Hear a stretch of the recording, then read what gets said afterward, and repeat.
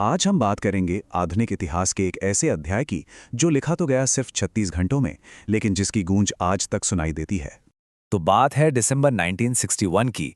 भारत में 450 साल पुराने पुर्तगाली राज का अंत हो गया। लेकिन जानते हैं, कहानी एक ही है पर नजरिए दो हैं। भारत के लिए ये थी बरसों की गुलामी से गोवा की मुक्ति। वहीं दूसरी तरफ पुर्तगाल ने इसे कहा अपने ही एक हिस्से पर भारत का आक्रमण। तो सवाल ये है कि ये नौबत आई कैसे?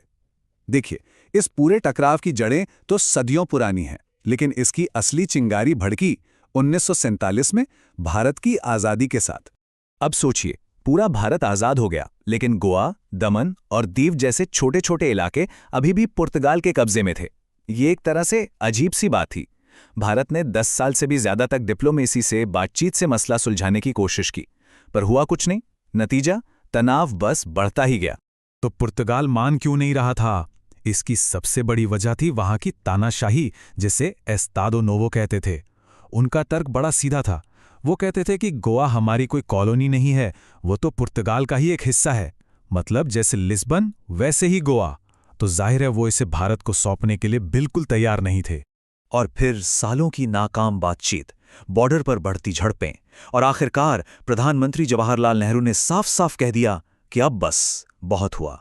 भारत का सब्र अब जवाब दे चुका था, और इसके बाद ये लगभग तय हो गया था कि अब फौजी कार्रवाई होकर रहेगी। और भारत ने जवाब दिया भी, एक ऐसे सैन्य अभियान से जो बिजली की तेजी से हुआ। इसका नाम रखा गया ऑपरेशन विजय। इस ऑपरेशन के लिए भारत ने एक बहुत बड़ी सेना तैयार की थी। जमीन, हवा और समंदर, तीनों तरफ से एक साथ हमला बोलने का पूरा प्लान तैयार था। और उनके मुकाबले में पुर्तगाली सैनिक कितने थे?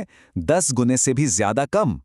तो जाहिर है, इतनी बड़ी भारतीय सेना के सामने उनका टिक पाना लगभग नामुमकिन था।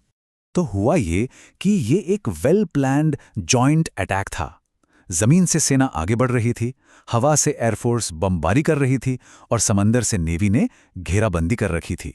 मकसद साफ था, पुर्तगाली डिफेंस को इतनी तेजी से खत्म करो कि उन्हें सोचने समझने का मौका ही ना मिले। समंदर में एक दिलचस्प लड़ाई हुई। पुर्तगाल का जो इकलौता बड़ा जंगी जहाज वहां था, उसे भारतीय नेवी ने घेर लिया। लड़ाई ज्यादा देर चली नहीं और उस जहाज का खेल खत्म हो गया।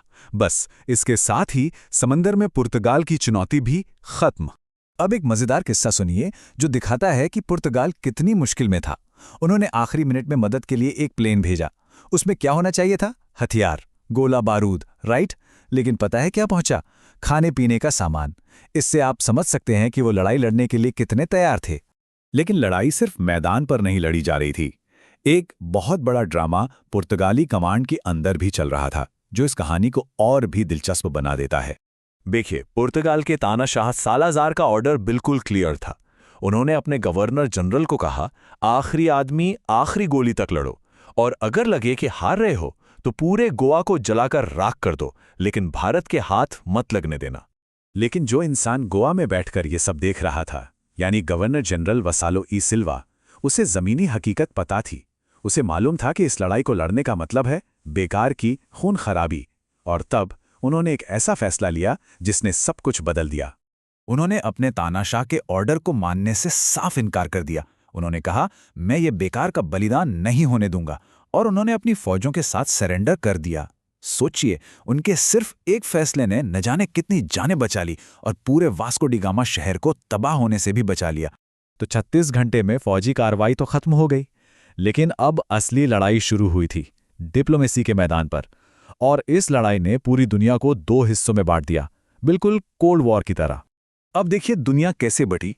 एक तरफ थे सोवियत यूनियन और एशिया अफ्रीका के वो देश जो अभी अभी आज़ाद हुए थे।